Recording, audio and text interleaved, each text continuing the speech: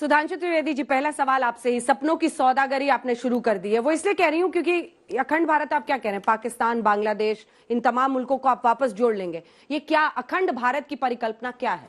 देखिए, पहले आपको भारत, अखंडता और संघ तीनों का विषय समझ लीजिए, आपको समझ में आ जाएगा। संघ की दृष्टि में राष्ट्र एक राजनीतिक सत्ता ही नहीं है सिर्फ जो एक पॉलिटिकल पावर से गवर्न होती है, एक सांस्कृतिक सत्ता है। इसीलिए भारत के राष्ट्रगान में पंजाब, सिंध, गुजरात, मराठा है।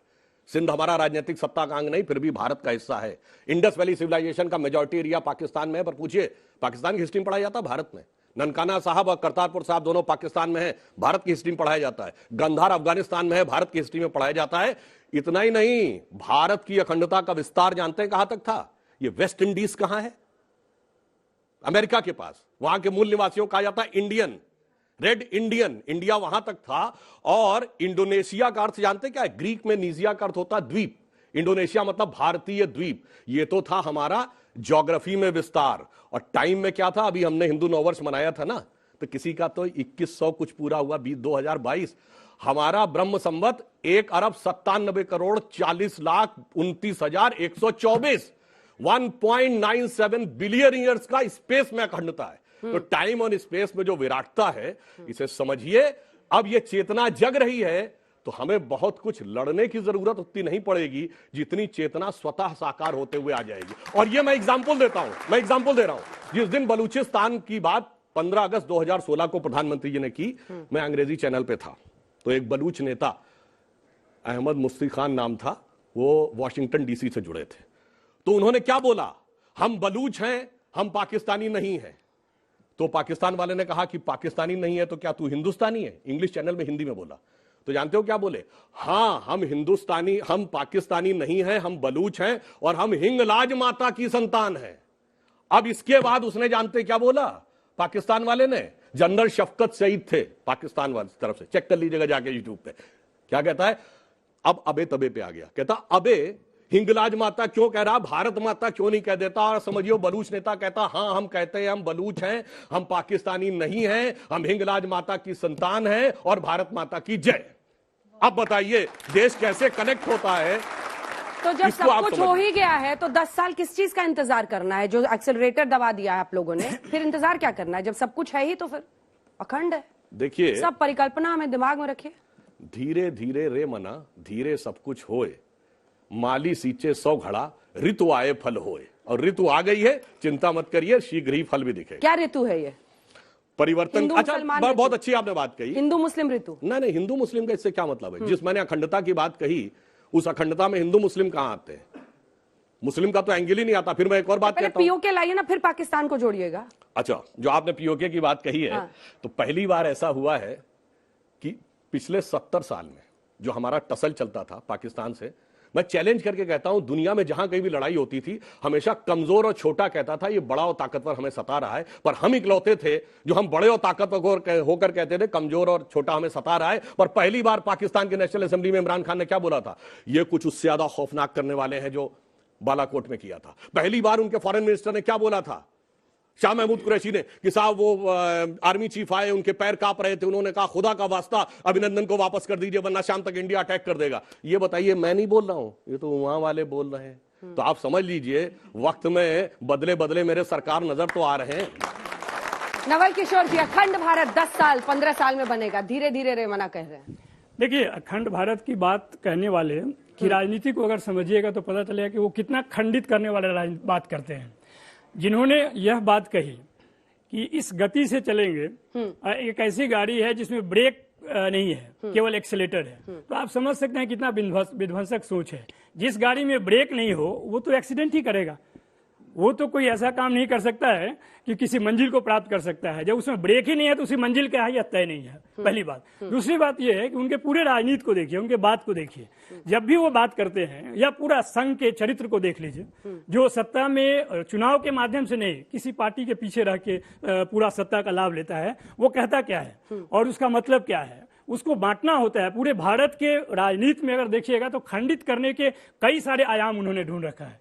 वो चाहे धर्म के आधार पे हो, या कपड़ों के आधार पे हो, या खान पान के आधार पे हो। जब आप पूरी तरह से खंडित करते हैं तो ये बात तो खंड खंड पाखंड वाली है, जो आप अखंड भारत की एक बात कहते हैं। अखंड भारत तो 1947 में उसका निर्माण हो चुका था। उस समय 526 से ज्यादा प्रादेशिक राज्य थे, वो जो एक साथ जुड़े थे, पूरे सबको जोड़ कर एक अखंड भारत का निर्माण हुआ था। वो संविधान शासित था, उसमें अंबेडकर भी थे, उसमें नेहरू भी थे, उसमें गांधी भी थे, उसमें पूरा स्वतंत्रता संग्राम के नायक लोग थे।